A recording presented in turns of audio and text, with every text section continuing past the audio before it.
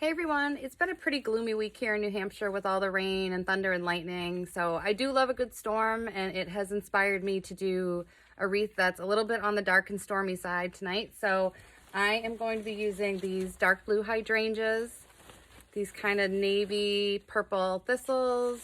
We'll do some Queen Anne's lace and some eucalyptus. So as always, it probably would make sense to practice before my video, but that's not what I did. So here we go, let's give it a shot. So usually when I'm designing floral wreaths, I start off by putting in the main focal points. So for that, it's going to be these dark blue or grayish blue hydrangeas. And we're going to make this a monogrammed wreath. So we're going to leave this side empty. And I'm just going to start to kind of create a shape. I don't know exactly what I'm going to make yet. I kind of play it by ear. Wild like that. All right, so I am using glue in a hot glue pan or a little skillet, and I'm just going to try and set some parameters for where I want the shape of this wreath to go. Okay, and during the course of this video, I'm probably going to speed some parts up just so I don't bore you with all of my banter. So speaking of banter, I got home from my 9 to 5, and I'm too tired and I've got too many things to do to make dinner. So I ate a bowl of Cheerios. Not saying I'm proud of that, but I'm not saying I'm overly embarrassed that I had Cheerios for dinner, because it's going to get me through. Like I said, it's been raining here all week. I think God's rooting for my grass. Not really rooting for my blowout though, because it's a struggle to keep it when it's this humid out, but I'm trying my best. All right. So right now, nothing's overly like matchy-matchy. It's just kind of filling out the area. And once I establish how far I want the main flowers to go, I'm going to start to backfill with some greenery. So the materials for this are from Michael's. I found a new place called Pioneer Outlet, I think it is. It's a wholesaler. Has some really great quality stuff.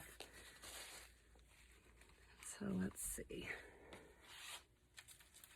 All right, so we are going to use some of these big powdery ferns. I love them. They've got a ton of movement. They fill a lot of space with just one stem, so they're kind of an easy thing to use. And then whenever I'm putting in greens, I always like to make things really airy and not look too artificial. I don't care for things that are supposed to look natural if they're too perfect. I'm highly OCD and obsessed with rug lines being perfect, but wreaths and flower arrangements, not so much. That's just not my taste. All right.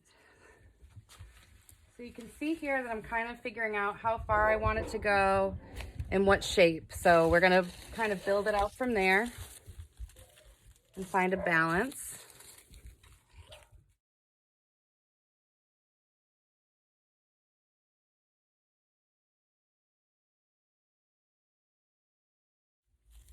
So you can see every now and then I kind of take a step back and just assess where things are at and if they seem balanced. So for here, there's definitely not enough flowers, so I'm going to go back and add to that. And you kind of just do a little bit as you're going along to see what feels right. I want to make this lower, kind of like the top. You can see in the top there's kind of like 1, 2, 3. Not in a real symmetrical fashion, but in a certain balance. All right, so what do we think so far? This is coming together very easily. I always feel like when you're doing something that you love, it just kind of comes naturally and easily.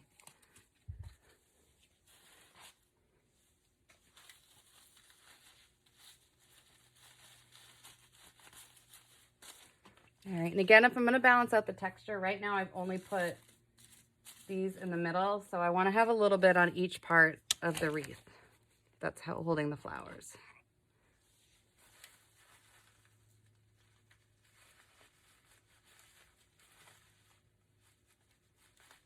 And you always want to put things in with the grain of the wood because you want the stems to adhere with the glue. So you want to make that as easy as possible. I watched a video this week with Julie Samacchio, or Samacco, who's this really amazing wreath teacher, and I've learned a ton from her. And she had a great tip about the importance of making sure there's no leaves in your wreath, because if you do, even if the glue sticks to it now, it's not going to stick to it long term, and then your flowers won't have anything to hold on to.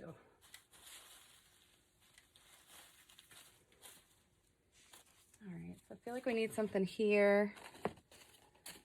And then also, I like to try and use every part of a flower. So even something like the leaves, you might not want it exactly where it was with the flower, but you want to use it somewhere, because it's good to just create. Again, it's all about texture. Texture is just super aesthetic. It makes you kind of look at it instead of just giving it a quick glance.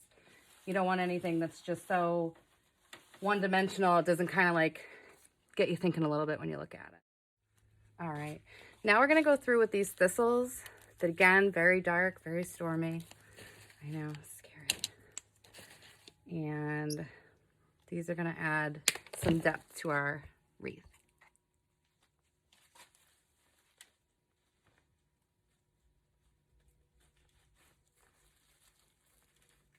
And I want to try and put these somewhere prominent, so it just kind of catches your eye.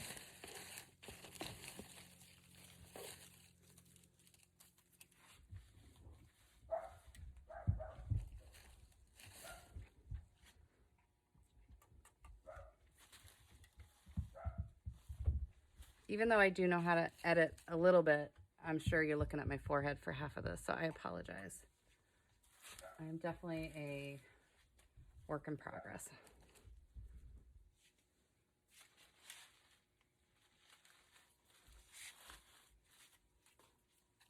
And you want to make sure that your wreath looks good pretty much from every angle. It's like when you're making a centerpiece, it's really no point in making a three-sided centerpiece. I mean, there is a point, but I think if ever you think you're going to have the need for it to be four-sided, then while you have the time and the tools, you might as well just go ahead and make it something that can be viewed at every angle.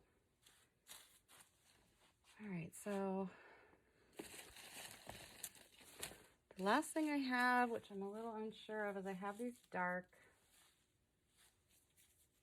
berries.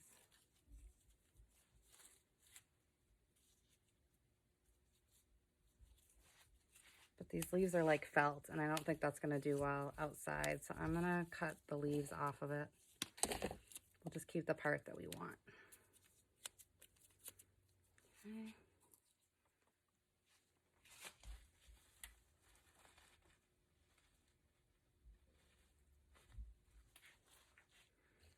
Okay, just creating a little more visual interest with these berries. Again, I'm going to pull anything that's not going to hold up with getting wet. I would not recommend for outdoor. Obviously, you can do anything inside, but my wreaths get rained on and snowed on. It's windy, so I don't expect something that's made of felt to hold up well outside. So I'm not going to use them. Use the leaves anyways. So for this, I'm using staples from a staple gun and zip ties. And we are going to secure it in 2 different spots. Just make sure you can see it. Just to make sure that if somehow one came out, there'd be another zip tie in place. All right. And there we go. So once we have the letter on, I always flip this over, and then I take a look at the back of the wreath. Especially if you're selling wreaths, you want to have a nicely polished, finished product. And having stems and glue and all that stuff is not the look that I think people would appreciate. So what I usually do is I use some artificial moss, and I glue it on. So I'm going to glue it on to where the zip ties are. Okay. And then here I have some stems hanging out. So if they go beyond the actual base of the wreath, I'm going to trim them because you don't want to scratch somebody's door. If ever you are making a wreath for somebody with a glass door, I think it can actually. All right, here is our final product. So we have our dark and stormy hydrangea wreath with a monogram. As you can see, all the materials are really lifelike and they're all really high quality. I'm going to end up adding a UV spray just to help prevent any fading. So I want to thank you for watching, and I want to thank everybody who supports small business and female-owned businesses out there. Thank you, and be well.